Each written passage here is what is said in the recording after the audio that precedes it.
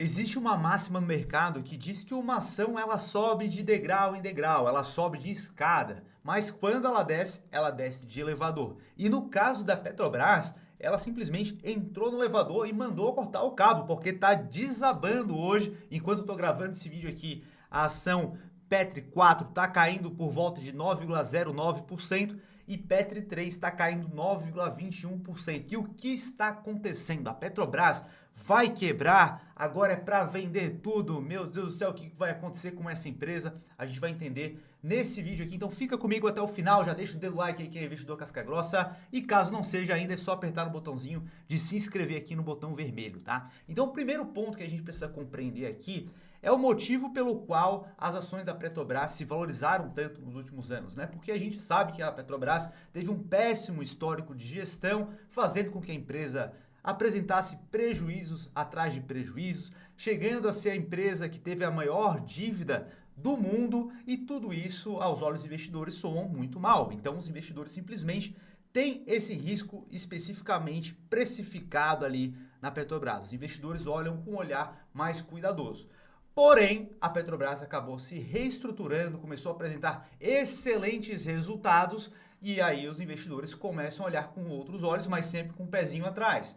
E além disso, a Petrobras começou uma política de distribuição de dividendos muito mais forte. Então, falou dividendo, o investidor já aquece o coração do investidor e ele passa a colocar uma confiança maior na empresa. E foi justamente isso que acabou acontecendo. Se a gente olha aqui a Petrobras, esse aqui é um gráfico em relação ao dividendo que ela paga e o dividend yield, tá? Então, se a gente pega lá atrás a relação dividend yield que ela tinha, por exemplo, 2007, ela pagou 0,68 e um dividend yield, ou seja, o preço que ela pagou de dividendo em relação ao preço da ação naquele momento era de 3,6%.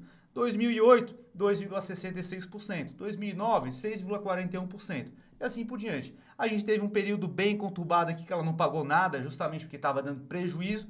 E aí simplesmente ela ali começou a reajustar as contas dela, começou a entregar mais resultado. E a partir de 2021, passando ali um pouco a pandemia, aquele momento inicial, ela começou a distribuir um caminhão de dividendo. Então, dá uma olhada aqui, 2021 pagou 5,65 por ação. Isso representou um dividend yield de 30%. É um dividendo absurdo. 2022, ela entregou 13,73 por ação, um dividend yield de 67%. Isso é um negócio absurdo.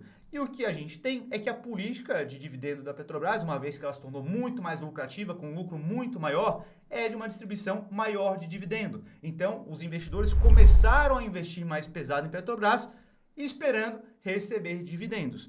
E o que acabou acontecendo foi justamente que na data de ontem já começou rumores de que a Petrobras não iria pagar os mesmos dividendos que ela estava pagando anteriormente, porque a Petrobras ela tem a parte de dividendos regulares que ela vai pagar de fato e ela tem os dividendos extraordinários, são dividendos que vão ser colocados em pauta ali para ver se vão ser pagos ou não.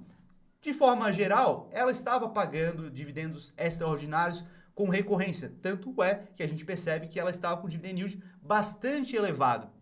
Porém, na última assembleia, simplesmente não foi aprovado, né? Então, já se estava suspeitando em relação a isso. Se a gente pegasse as ADRs, que são as ações da Petrobras que são negociadas na Bolsa de Valores americana, a gente percebe que no aftermarket ela já estava caindo lá por volta de 13%. E, de fato, teve a reunião, não foi aprovado e as ações aqui do Brasil também começaram a cair. E aí a gente tem um ponto a mais aqui, a diretoria chegou a colocar em pauta, né? Porém, os votos vencedores foram de que não seria aprovado. E a gente percebe que eles acabaram optando até por pegar 9 bilhões e direcionar para uma reserva de remuneração de capital, algo que eles não estavam fazendo anteriormente. Então o investidor ele já fica com duas pulgas atrás da orelha, né? Então eles estavam esperando um provento mais elevado, a expectativa era que seria pago em dividendos extraordinários por volta de 2,5 a 4 bilhões de dólares. Alguns analistas acreditavam que seriam pagos ainda mais do que isso,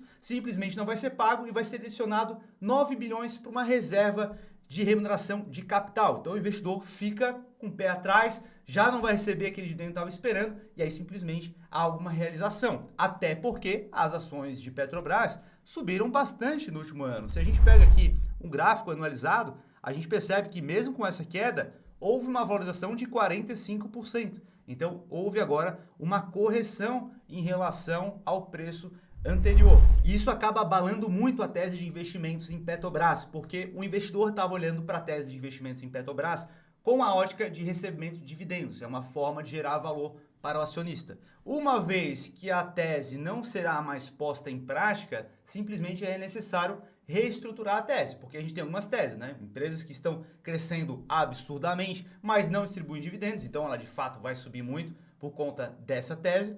E a gente também tem empresas que a tese é receber dividendos. Então, a tese de Petrobras é que ela está pagando muito dividendo e eu quero receber isso de forma recorrente. Se essa tese se altera, é necessário refazer um outro estudo. E como a gente já tem um pé atrás em relação à Petrobras, simplesmente o investidor vai lá e realiza aquela posição que ele possui, jogando uma pressão vendedora muito superior à compradora. Isso faz com que as ações acabem caindo. E esse é o risco de investir numa empresa estatal, porque a partir do momento que você está colocando o seu capital dentro de uma empresa, você precisa colocar todos os riscos em pauta. Na empresa estatal, a gente tem um risco a mais que é o interesse do governo. Então, no caso de uma empresa estatal como a Petrobras, o governo consegue nomear vários diretores, conselheiros que têm poder de voto. E o interesse do governo é que não haja uma distribuição de dividendos da forma que estava sendo feita para os acionistas. Então, há um certo conflito de interesse. Então, quem acaba investindo precisa ter isso em pauta. Então, quem acabou investindo em Petrobras para receber dividendos precisava já saber de que em algum momento alguma coisa iria acontecer, alguma divergência entre o que o governo quer e o que os acionistas querem iria acontecer. Mas a gente sempre precisa ter isso calculado como um risco para a gente ter nossa carteira. E uma forma de mitigar esse risco é justamente diversificando o nosso patrimônio. Então a gente vai diversificar em outras ações que não tem um dedo do Estado, mas a gente sempre sabe que o Estado consegue colocar um dedinho de uma forma ou outra, aumentando o imposto aqui e outro ali, né? E aí, uma forma que a gente também tem de diversificar muito é através dos criptoativos. Então, é extremamente importante que a gente busque tipos de investimento que são descentralizados, que são os casos dos criptoativos. Porque por mais que o governo ele coloque alguma imposição de algum imposto ali, a gente ainda tem a proteção de que ele não consegue colocar a mão de fato nesse bem que a gente possui. Então, se a gente tem um investimento em um fundo de investimento, o governo consegue ir lá e bloquear aquele fundo. Se a gente tem ações, ele consegue bloquear aquelas ações. Agora, um criptoativo, ele não consegue bloquear porque é algo totalmente descentralizado. O governo não consegue mudar a política de como que aquilo é gerido, de como que ele é emitido, de como que ele é transferido. Ele não consegue simplesmente fazer isso porque é algo totalmente descentralizado na rede. Então, ele não pode mexer ali nos teus bitcoins, nos teus criptoativos de modo geral. E é por isso que a gente vai fazer uma live no dia 10, domingo agora, para a gente falar sobre criptoativos, entender mais como que funciona esse mercado, e lá a gente vai abrir a nossa primeira turma do Descomplicando Cripto. Então esteja lá presente, porque quem entrar nessa primeira turma não vai se arrepender, porque toda primeira turma que a gente faz de algum treinamento é algo único. Então esteja lá presente para compreender como funciona esse mercado e caso queira, entre nessa primeira turma que você não vai se arrepender, beleza? Curtiu o vídeo? Deixa um dedo like aí, se inscreva aqui e eu vou deixar 2 vídeos aqui agora que eu acredito que vai gostar e a gente se vê no próximo vídeo. Um abraço.